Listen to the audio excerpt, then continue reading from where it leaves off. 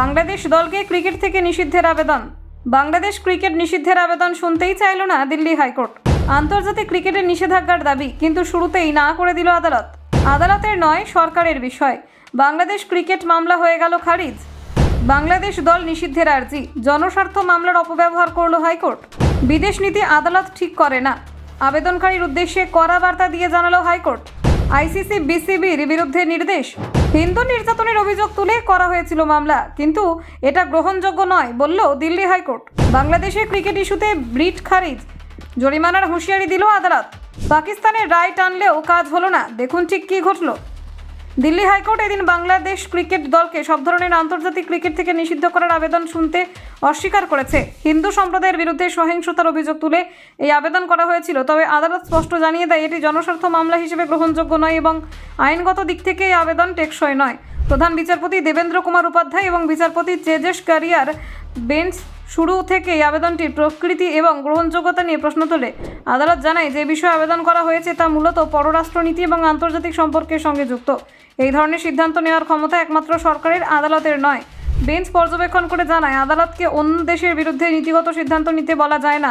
ভারতের সীমানার বাইরে ঘটে যাওয়া কোনো ঘটনার তদন্ত বা তার ভিত্তিতে নির্দেশ জারি করার ক্ষমতা আদালতের নেই, ফলে এই আবেদনের প্রাথমিক স্তরে গ্রহণযোগ্যতা হারায়।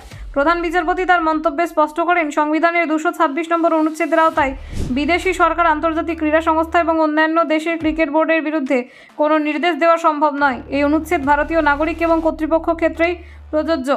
আদালত আরও জানায় আবেদনকারী আন্তর্জাতিক cricket council ICC, Bangladesh cricket board এবং শ্রীলঙ্কা ক্রিকেট বোর্ডের বিরুদ্ধে নির্দেশ চেয়েছেন, কিন্তু এই সংস্থাগুলির ওপর ভারতীয় আদালতের কোনো এখতিয়ার নেই, ফলে তাদের বিরুদ্ধে কোনো রিট জারি করা আইনসম্মত নয়।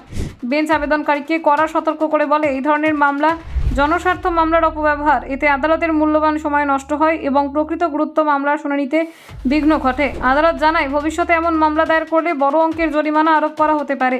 এই মামলার শুনানিতে ভারতীয় ক্রিকেট বোর্ড বিসিসিআই এর পক্ষে উপস্থিত ছিলেন ভারতের সলিসিটর জেনারেল তুষার মেহতা।